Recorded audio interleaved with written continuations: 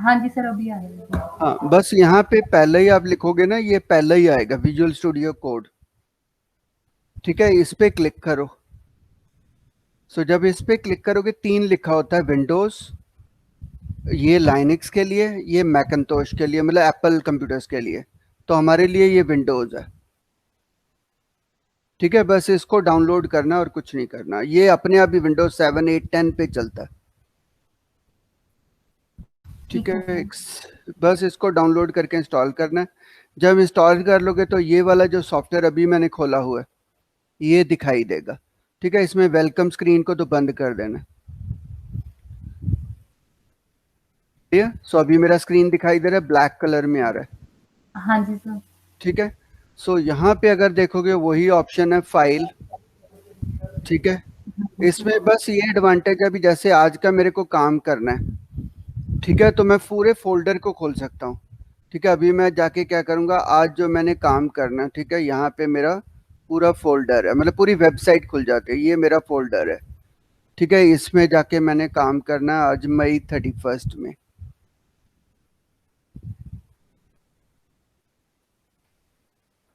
ठीक है, so automatically इसको बस सेलेक्ट कर लो फोल्डर को। ठीक है, तो अभी आप इसमें लेफ्ट साइड में ना अपने आप देखोगे फोटो गैलरी मेरी HTML फाइल दिखाई दे रही है। हाँ जी सर। ठीक है, तो यहाँ पे ऑप्शंस हैं, अगर आपने कोई नई फाइल बनानी है इस पे क्लिक कर दो, या फाइल न्यू पे जाके क्लिक कर दो, एक ही बात है। सो यहीं से फाइलें बनती जाएंगी। ठीक है, तो आपको मल्टीपल जगह जाने की जरूरत नहीं है। सो आज मैं इस पे ही काम करता हूँ। ठीक है, इससे आपको आइडिया मिल जाएगा। अभी मैंने थोड़ा जूम आउट किया हुआ है, थोड़ा स्क्रीन बड़ा दिखाई दे रहा होगा। ठीक है, सो अब मैंने फोटो गैलरी पे काम करना है, तो यहाँ पे जस्ट मेरा कोड लिखना स्टार्ट कर देना। ठीक है, सो लास्ट क्लास में हमने पढ़ा था कि आप कंपोनेंट्स को, मतलब कोई एलिमेंट्स को ऐड कर सकते हो। ठीक है, सो आज मैं वही चीज को यूज करना चाहता हूँ एक फोटो गैलरी बनाने के लिए। ठीक है, इंटरनेट से कुछ यूआरएल्स उठाना चाहता हूँ, उनको मैं फोटो गैलरी में ऐड करना चाहता हूँ। तो कोई भी एक डिव बना लो। अब देखो, इसमें यही एडवांटेज है, जैसे ही मैं लिखता हूँ, ठीक है, सो अपने आप सारा चीज मेरे को दिखाता रहेगा। डिव लिखा, इसको मैंने आईडी लिखा, सो आईडी के बाद मैंने इक्वल्स टू लिख के D1 कर दिया, ये मेरी आईडी है। इसके अंदर मैंने एक टेक्स्ट बॉक्स बना लिया। मैंने कहा cell enter URL of image. उसके अंदर हमने input type is equal to, यहाँ पे यही एडवांटेज है कि मेरे को गलती नहीं होती। टेक्स्ट लिख लिया मैंने, उसको एक आईडी दे दिया T1। फिर मैंने एक बटन दे दिया, बटन। ठीक है, उसको आईडी देना चाहते हो आईडी दे सकते हो, otherwise we can keep it button and we can say submit. तो अब मैंने इस फाइल को सेव कर दिया। इसमें भी एक एडवांटेज है कि अगर आप फाइल को ऑटो सेव कर दोगे, यहाँ पे एक ऑटो सेव ऑप्शन है। ठीक है, सो अगर आपने ऑटो सेव कर दिया तो आपको सेव करने की भी जरूरत नहीं है। ये अपने आप, जैसे ही आप कुछ टेक्स्ट चेंज करोगे, ये अपने आप ही सेव करता रहता। ठीक है, तो अभी मैंने ऑटो सेव में रखा हुआ है, तो मेरे को कुछ नहीं करना, जस्ट मेरे पास अपने आप चले, तो ये हमारे पास यूआरएल आ गया। ठीक है, हम चाहते हैं कि यहाँ पे कोई भी यूआरएल कॉपी करें, सबमिट करें, वो फोटो हमारे डिव के अंदर आती जाए। सो लास्ट क्लास में हमने पढ़ा था कि आप अपेंड कर सकते हो। सो आज हम अपेंड को यूज करते हैं, डिव के अंदर अपेंड करना चाहते हैं कि जो यूआरएल मैंने यहां लिखा वो मेरे डिव के अंदर अपेंड होता जाए। सो लास्ट क्लास में अगर हम देखें तो हमने यहाँ पे स्क्रिप्ट लिखा था, इसके अंदर। ठीक है, हमने डॉलर लगा के डॉक्यूमेंट, यहाँ पे ये सब कुछ अपने आप ही लिखेगा। ठीक है, डॉट रेडी। ठीक है, you can C very easy है ये फंक्शन। ठीक है, ब्रैकेट लगाया, करली ब्रेसेस लगाए, सो ये मेरे पास उसका आउटर बन गया। अब मैं चाहता हूं जब कोई यूजर बटन पे क्लिक करे, तो that means dollar we can say button. ठीक है, सो बटन के जब कोई क्लिक करे तो मेरे फंक्शन को कॉल करो, और फंक्शन में हमारे पास, ठीक है, यहाँ पे अब अपेंड करना चाहते हैं। सो अपेंड किसके अंदर करना चाहता हूँ, मैं डिव के अंदर करना चाहता हूँ। सो यहाँ पे बिफोर आफ्टर नहीं लगेगा, बिकॉज आप इस डिव के अंदर उसको स्टोर करना चाहते हो। बिफोर आफ्टर तो लगता है अगर डिव से पहले या डिव के बाद। ठीक है, तो हमें अपेंड करना पड़ेगा। तो इफ यू सी हियर, तो हम क्या लिखेंगे, कौन सी डिव, तो हैश D1। D1 के अंदर हम अपेंड करना चाहते हैं। ठीक है, क्या अपेंड करना चाहते हैं, एक इमेज अपेंड करना चाहता हूं। मैंने यहाँ पे IMG लिख दिया। ठीक है, उसका SRC लिख दिया, इक्वल्स टू सिंगल कोट्स। ठीक है, सिंगल कोट्स के बाद मैंने फाइल यहाँ पे डबल कोट्स खत्म कर दिया, फिर मैंने प्लस लगा दिया, फिर मैंने कहा फाइल का नाम प्लस, फिर सिंगल कोट्स बंद कर दिया, डबल कोट्स लगाया। ठीक है, सो एक डबल कोट्स और आएगा, तो इसका मतलब यहाँ पे मेरी फाइल का नाम आएगा। ठीक है, अभी फाइल का नाम मैं पिकअप करूंगा, तो उसके बाद ये होना चाहिए, उसके बाद मेरे पास ये खत्म हो जाना चाहिए, ऐसा होना चाहिए। ठीक है, मतलब इमेज टैग को अपेंड करो, उसमें SRC कौन सा डालना है, जो फाइल के नाम में आए।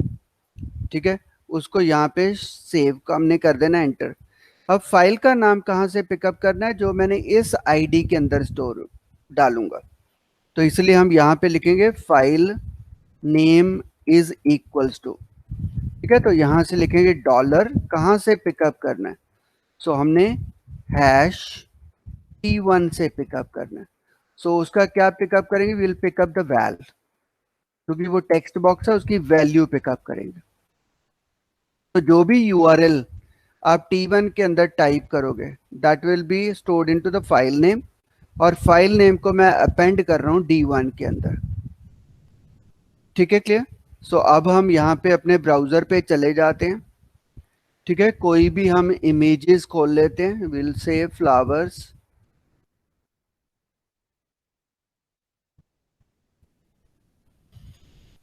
ठीक है, सो यहाँ पे इमेजेस ले लिया, सो मैं कोई भी इमेज खोल लेता हूँ। I will open this image. ठीक है, मैंने उस दिन समझाया था, राइट क्लिक करके इसका कॉपी इमेज एड्रेस। सो जैसे ही आपने कॉपी इमेज एड्रेस कर लिया, you can go to the photo gallery, यहाँ पे जाके उसको पेस्ट कर दो। ठीक है,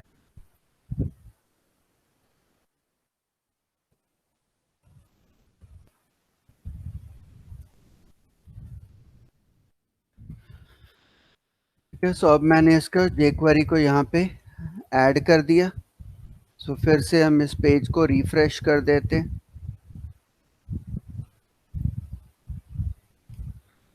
ठीक है,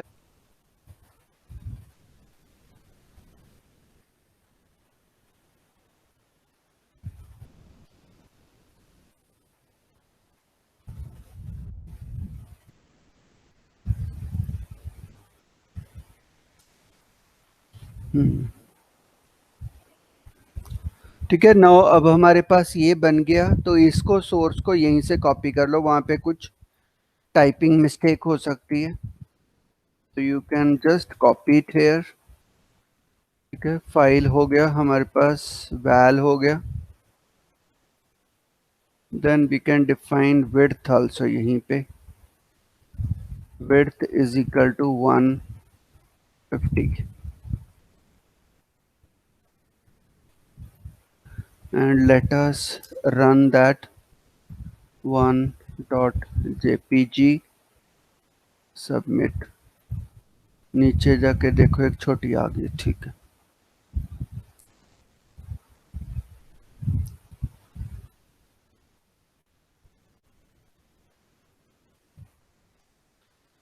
ठीक है, सो यहाँ पे जाके हमने जो भी इमेज को टाइप करेंगे 1.jpg।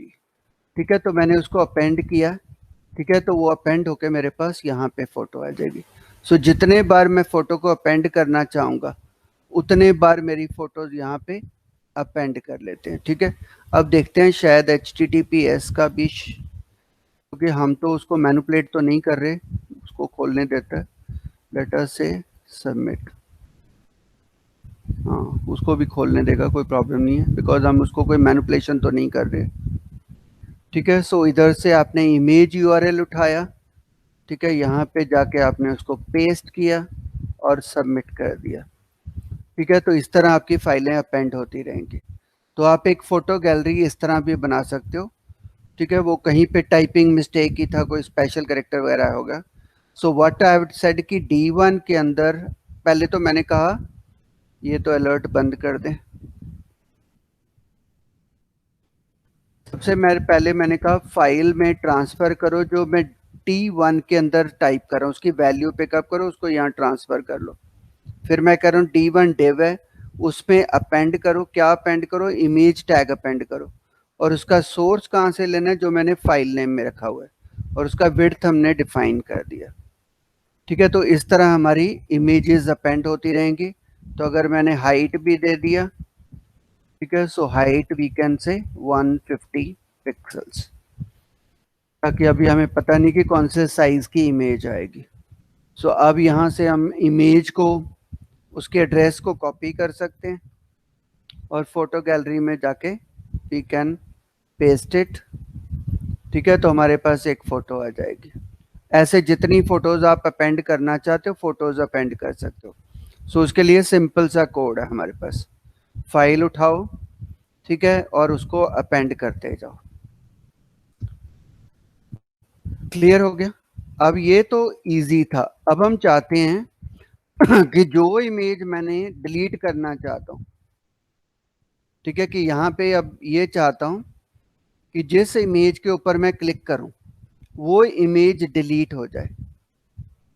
ठीक है, सपोज अभी लेट मी टेक कि मैंने यहाँ पे इसका एड्रेस डाल दिया, पेस्ट कर दिया। ठीक है, तो इधर मैंने इस तरह पेस्ट कर दिया, 3 इमेजेस पेस्ट कर दी। अब मैं जिस इमेज के ऊपर क्लिक करूं वो या तो हाइड कर लो या रिमूव कर लो, तो मैं उसके ऊपर या एनिमेशन करना चाहता हूं। अब मैं हर एक पे नहीं करना चाहता हूं, उस पर्टिकुलर पे करना चाहता हूं। ठीक है, तो इसके लिए कैसे लॉजिक लगाएंगे? तो अब यहाँ पे आपका टैग क्या हो जाएगा? Tag will be always image, क्योंकि आप IMG के ऊपर क्लिक करोगे। तो व्हाट आई एम सेइंग कि यहाँ पे मैं, ठीक है, वर्किंग विद दिस ऑपरेटर, तो मैं दिस ऑपरेटर को यूज करने जा रहा हूँ। ठीक है, तो ये जावास्क्रिप्ट में भी था। तो अब सबसे पहले तो हमने बताना है कि किसके ऊपर हम क्लिक करने वाले हैं। ठीक है, मैंने कहा इमेज के ऊपर क्लिक करने वाला हूँ, और उसके ऊपर मैं एक फंक्शन बनाना चाहता हूँ।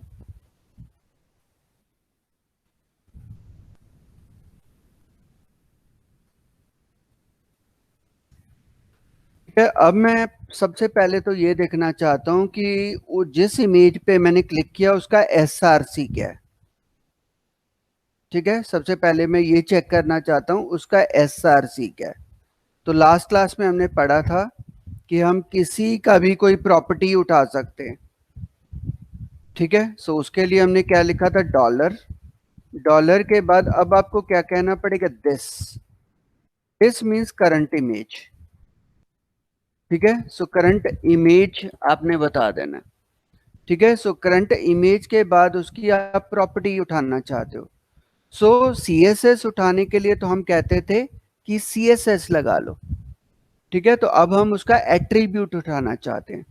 सो if you see W3 school, इसमें jQuery में, ठीक है, आस्क फॉर ATTR। ठीक है, इस मेथड को पूछना है ATTR। ठीक है, जितने भी आप SRC विड्थ लिखते हो इसको हम कहते हैं ATTR हैं। ठीक है, ऑब्जेक्ट के एट्रीब्यूट्स हैं। ठीक है, तो एट्रीब्यूट को पिकअप करना है तो ओनली एट्रीब्यूट का नाम लिखना है। अगर सेट करना है, जैसे हम CSS में बैकग्राउंड सेट कर रहे थे, ठीक है, तो आपने विड्थ सेट कर देना। तो अभी मैं जस्ट एट्रीब्यूट को पिकअप करना चाहता हूँ कि कौन सा उसका एट्रीब्यूट लगा हुआ है। तो यहाँ पे जाके आप क्या करोगे? मैं देखना चाहता हूँ उसका सोर्स क्या है। ठीक है, तो यहाँ पे जाके यू कैन से ATTR। ठीक है, तो यहाँ पे जाके आप क्या करोगे? मैं देखना चाहता हूँ उसका सोर्स क्या है। ठीक है, तो यहाँ पे जाके आप क्या करोगे? मैं देखना चाहता हूँ उसका सोर्स क्या है। ठीक है, तो यहाँ पे जाके आप क्या करोगे? मैं देखना चाहता हूँ उसका सोर्स क्या है। ठीक है, तो यहाँ पे जाके फिर जस्ट राइट SRC। हम उसका सोर्स देखना चाहते हैं कि जो करंट जिस इमेज के ऊपर मैंने क्लिक किया उस इमेज का सोर्स क्या है। ठीक है, उसको ना तो शो किया ना स्टोर किया, तो हर टाइम इसके आगे क्या लिखना पड़ेगा, we will say where file name, क्योंकि इसमें से मेरे को क्या मिलेगा, फाइल नेम मिलेगा। तो मैंने उसका एट्रीब्यूट उठाया, उस एट्रीब्यूट को मैंने फाइल नेम में स्टोर कर दिया। अब इसको मैं शो करना चाहता हूँ तो मैं अलर्ट लगा दूंगा, एल से show me the file name, कि फाइल नेम क्या है उसका। जैसे हम CSS में बैकग्राउंड कलर उठा रहे थे तो इधर बैकग्राउंड कलर लिख रहे थे, उसको पिकअप करके हम कहीं स्टोर कर रहे थे और बैकग्राउंड कलर को मैं अलर्ट में दिखा रहा था। अब मैं एट्रीब्यूट उठा रहा हूँ, उसका CSS नहीं उठा रहा।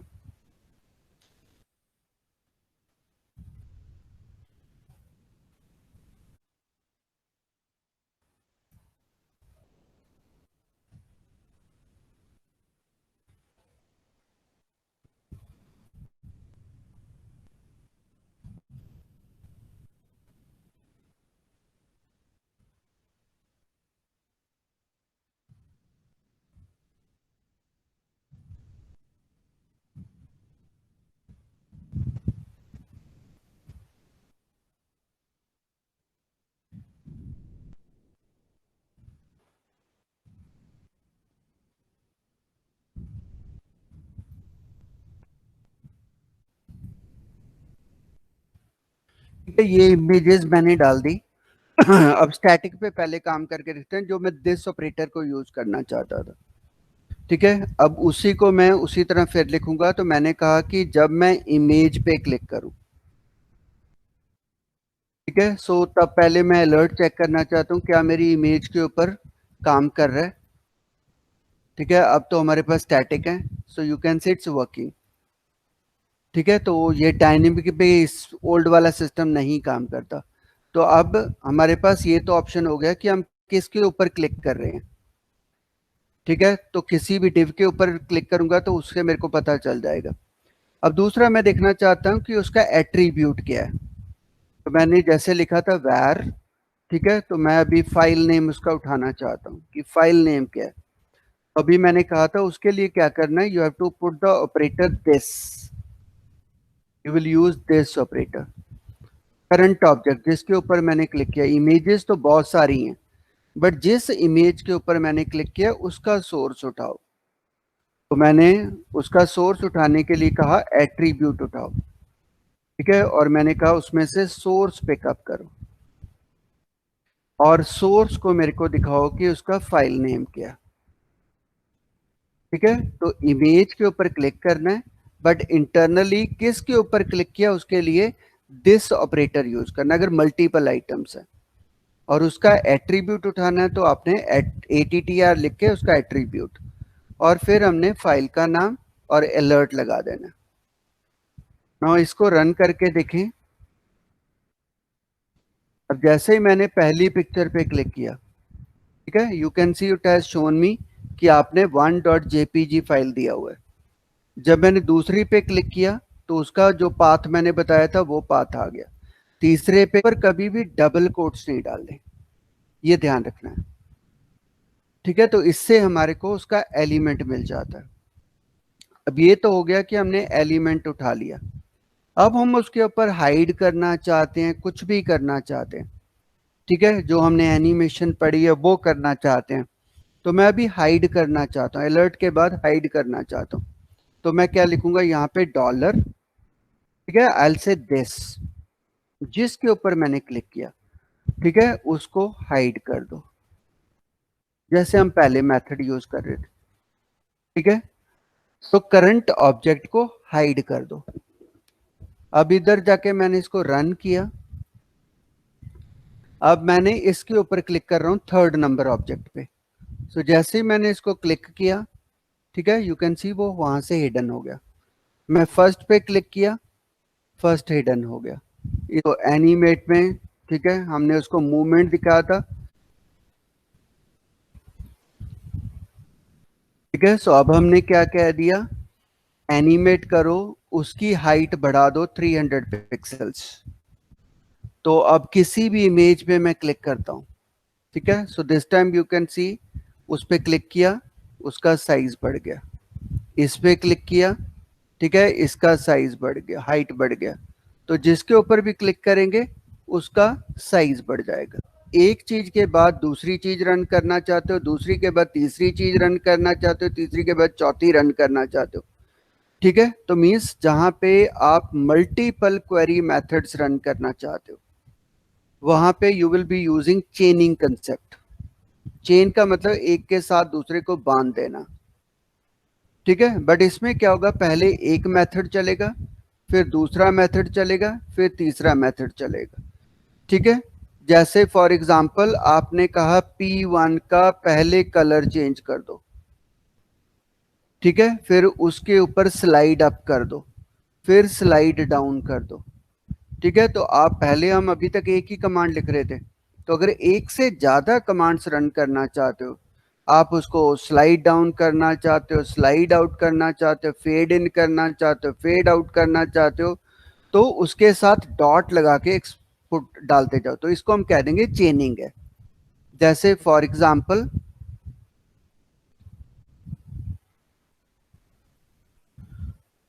तो अगर हमने यहाँ पे एक डिव बना लिया, उसको एक आईडी दे दिया D1,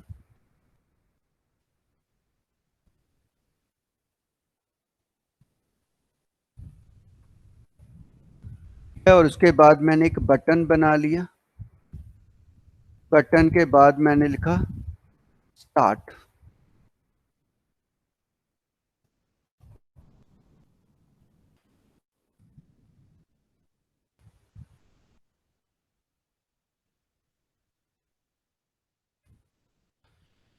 अब यहाँ पे हमने इसका स्क्रिप्ट लिखना स्टार्ट कर दिया।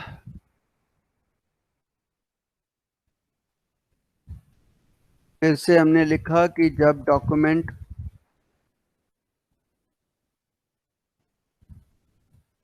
रेडी हो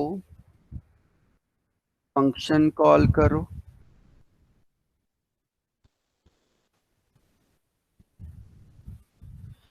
सो फंक्शन में मैं चाहता हूँ जब बटन के ऊपर क्लिक हो, तो हमने कहा डॉलर,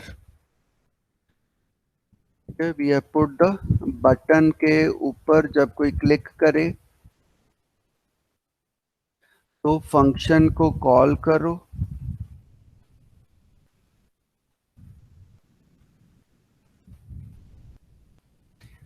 और मैं डिव के ऊपर एनिमेशन डालना चाहता हूँ, तो मैंने यहाँ पे कह दिया #D1, ठीक है। तो अभी मैंने इसको जस्ट रिटर्न स्लाइड अप,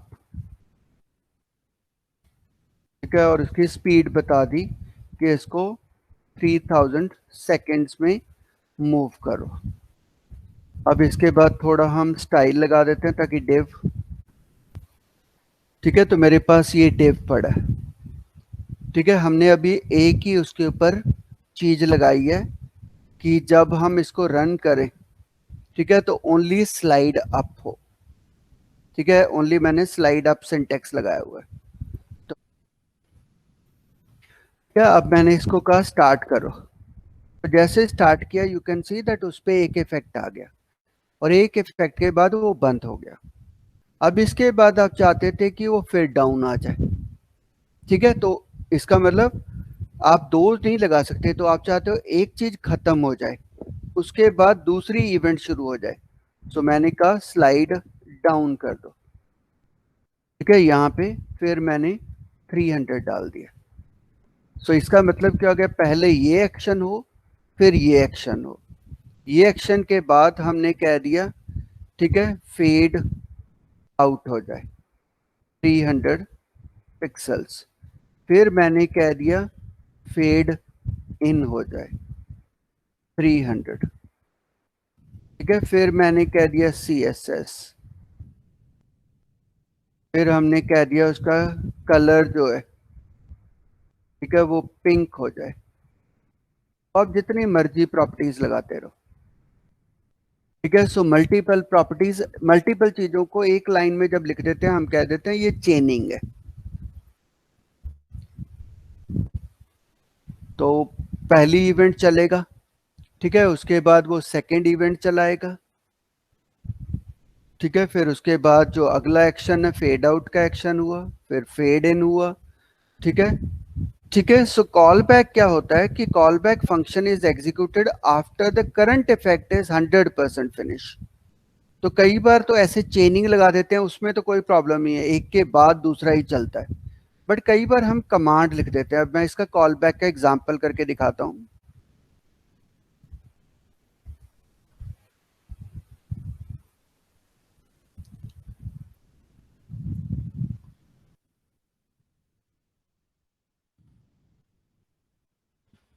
क्या बटन के क्लिक पे मैंने कहा कि स्लाइड डाउन कर, स्लाइड अप कर दो। सर चेनिंग में मतलब वन बाय वन चलेंगे जैसे ऑर्डर वन में बाय लिखा वन, हाँ, जिस ऑर्डर में लिखा उस ऑर्डर में चलेंगे। ठीक है, अब यहाँ पे हमने लिख दिया D1 के ऊपर स्लाइड अप कर दो। ठीक है, और उसके बाद मैंने यहाँ पे अलर्ट लिख दिया। ठीक है, मैंने कह दिया एनिमेशन ओवर। ठीक है, तो आपने ये चीज चलाई और उसके बाद कह दिया कि आपने अलर्ट देना चाहते हो कि काम हो चुका। ठीक है, जैसे कई बार अब फोटो या कुछ हम डाउनलोड कर रहे होते हैं, ठीक है, उसके लास्ट में हम मैसेज देते हैं कि डाउनलोड इज ओवर। अब यही चीज हम देखना चाहते हैं, दो इवेंट्स हैं, अब ये चेनिंग नहीं है। ठीक है, चेनिंग में तो मेरे को इसके बाद लिखना पड़ता है, बट अलर्ट हमारा कोई jQuery का मेथड नहीं है, ये तो जावास्क्रिप्ट का मेथड है। तो पहले ये चलना चाहिए, उसके बाद ये चलना चाहिए। ठीक है, सो लेट अस सी कॉल बैक। अब मैंने इसको रन किया कॉल बैक।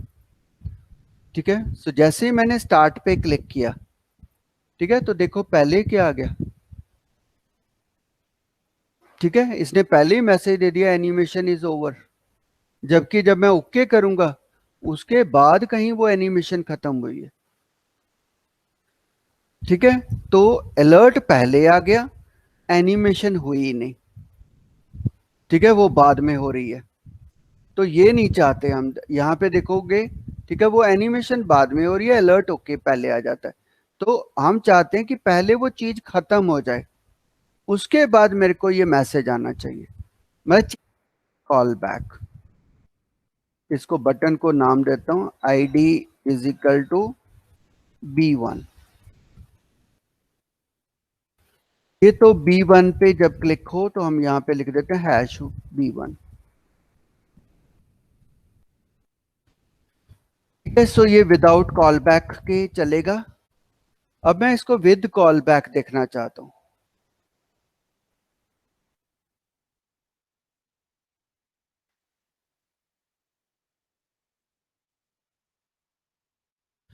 इसी को हम कॉपी कर लेते हैं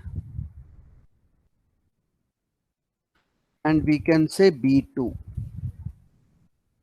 अब B2 में मैंने क्या किया, स्लाइड यहां तक लिखा हुआ था मेरा। ठीक है, मैंने ये चीज को इसके अंदर इसको हटा दिया, मैंने कॉमा लगा के एक फंक्शन और स्टार्ट कर दी। ठीक है, मतलब इसका लॉजिक समझना है कि हमारे पास जब ये कॉल बैक होता है, ठीक है, उसके अंदर ही एक और फंक्शन बनाना है। जो आउटर वाला है उसको नहीं छेड़ना, उसके अंदर एक फंक्शन बना के उसमें अलर्ट लिखना है। ठीक है, तो मतलब यहां फंक्शन एक शुरू होगा। ठीक है, इसकी ब्रैकेट फिर शुरू होंगी। ठीक है, फिर उसकी ब्रैकेट के अंदर आपने अलर्ट लिखना है, या जो भी अगला कोड है वो उसके अंदर कॉल करना है। ठीक है, इस तरह से टेक्स्ट रहेगा। पहले हम क्या कर रहे थे, ठीक है, यहां से शुरू कर रहे थे, यहां पे जाके हम दूसरी कमांड लिख रहे थे। अब हम क्या कर रहे हैं, पहली कमांड चलाने के बाद, ठीक है, फिर से एक फंक्शन को बना रहे हैं। ठीक है, और उस फंक्शन को हम कॉल कर रहे हैं। तो अब यहां पे जाके अगर देखोगे ये ब्रैकेट तो इसका बंद हो गया। ठीक है, इसका ब्रैकेट अभी बाहर बंद होना चाहिए, तो एक ब्रैकेट और आएगा, ऐसे होगा। ठीक है, ये आउटर का हो गया, ये इनर का हो गया। सो मतलब D1 के ऊपर स्लाइड अप करो, उसके अंदर से फिर से फंक्शन को कॉल करो, उस फंक्शन के अंदर क्या करना चाहते हो, ठीक है, वो यहां लिखो।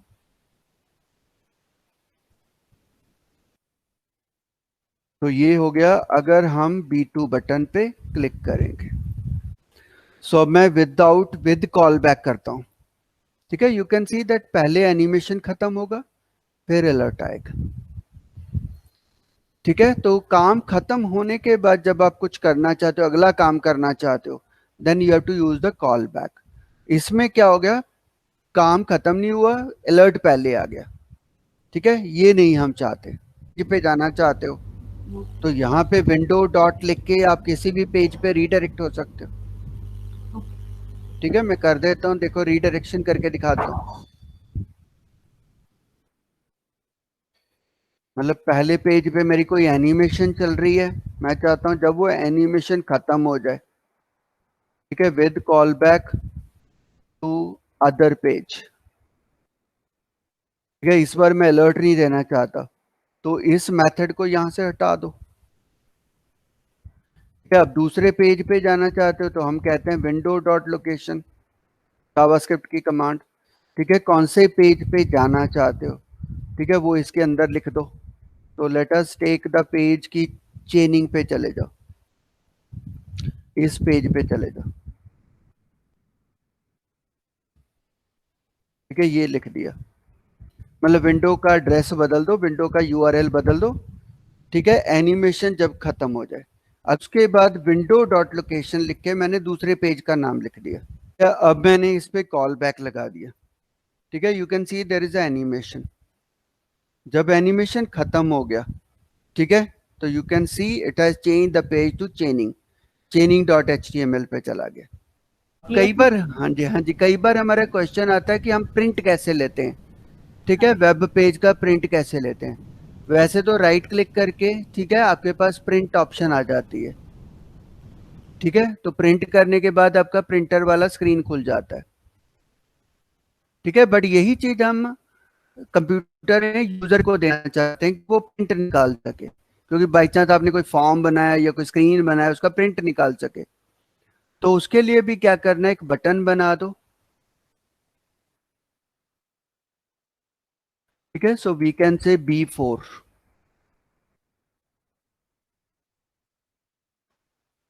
से प्रिंट। ठीक है, ये जावास्क्रिप्ट में भी सेम है, वहां पे ऑन क्लिक पे लिखोगे। ठीक है, यहाँ पे आप उसको सीधा ही लिख दोगे।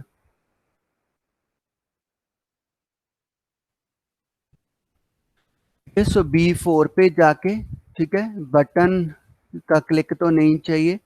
ठीक है, हम करंट स्क्रीन को प्रिंट करना चाहते हैं, सो ऑटोमेटिकली प्रिंटर वाला डायलॉग बॉक्स खुल जाएगा। क्योंकि जैसे हम कोई बार रिसिप्ट बना के देते हैं कि इंटरनेट से आप रिसिप्ट को प्रिंट कर सकते हो। ठीक है, तो वो चीज के लिए just click on the print. तो देखोगे डायलॉग बॉक्स खुल गया, जो भी हमारा स्क्रीन पे चीज पड़ी होगी उसको आप प्रिंट निकाल सकते हो। ठीक है, तो अभी मेरे स्क्रीन पे अकेला डिव था, उसको मैंने कलर्स में, ठीक है, तो मेरे प्रिंटर अभी कलर्ड नहीं था। ठीक है, तो इधर से या तो बैकग्राउंड ग्राफिक्स ऑन कर दो। ठीक है, तब आपका ये ऑन कर देना होता है। ये जैसे प्रिंटर की सेटिंग है। ठीक है, मेरे पास प्रिंटर खुल गया, आपको ग्राफिक्स नहीं आ रही क्योंकि बाय डिफॉल्ट ग्राफिक्स बंद होते हैं। तो मोर सेटिंग्स पे जाके you can switch on the background graphics, तो आपको पूरा स्क्रीन हो जाएगा। ठीक है, तो अब मैं प्रिंट निकाल के दे देता हूँ कि मेरे को प्रिंट कैसा आएगा। ठीक है, मैंने यहाँ पे सेव क्लिक कर दिया, तो इसने एक PDF फाइल बना देनी है मेरे को। ठीक है, तो वो PDF जैसे आमतौर पे इंटरनेट से आप रसीद डाउनलोड करते हो, अब मैंने उसको डेस्कटॉप पे सेव करना है। अगर प्रिंटर लगा होता तो इसने प्रिंटर पे प्रिंट कर देना था। ठीक है, तो अब मैं डेस्कटॉप पे जाके देख सकता हूँ। ठीक है, मेरे पास वो फाइल आ जाएगी। ठीक है, so we have a file name as call back, ये आ गई है। ठीक है, अब मैं इसको डबल क्लिक करता हूँ। ठीक है, ये देखोगे PDF फाइल है, ऐसा प्रिंट आ गया हमारे पास। ठीक है, तो कोई भी स्क्रीन का प्रिंट लेना है तो just put window dot print. ठीक है, क्योंकि आगे जाके हम रिसिप्ट बनाएंगे, डाटा एंटर करने के बाद जैसे PHP में भी करोगे, आप डाटा वहां से टेबल से उठाओगे, लिस्ट बनाओगे, उसका प्रिंट निकालना है। उसके लिए प्रिंट निकालने के लिए आप jQuery या जावास्क्रिप्ट दोनों यूज कर सकते हो। बस ये कमांड है, एक सिंगल कमांड याद रखनी है, जो भी स्क्रीन पे होगा वो प्रिंट हो जाएगा। ठीक है, अब यहाँ पे क्या होता है कि जब आप प्रिंट निकालते हो, ठीक है, एक चीज का ध्यान रखना है, कि जब हम प्रिंट निकालते हैं तो उसके ऊपर ये बटन कभी नहीं प्रिंट होते। ठीक है, हम ओनली प्रिंट निकालते हैं। अभी ये देखो आपके स्क्रीन में क्या हो रहा है, साथ में बटन्स भी आ रहे हैं। तो जो चीजें हमें नहीं दिखानी होती उनको हाइड करना पड़ता है प्रिंट निकालने से पहले।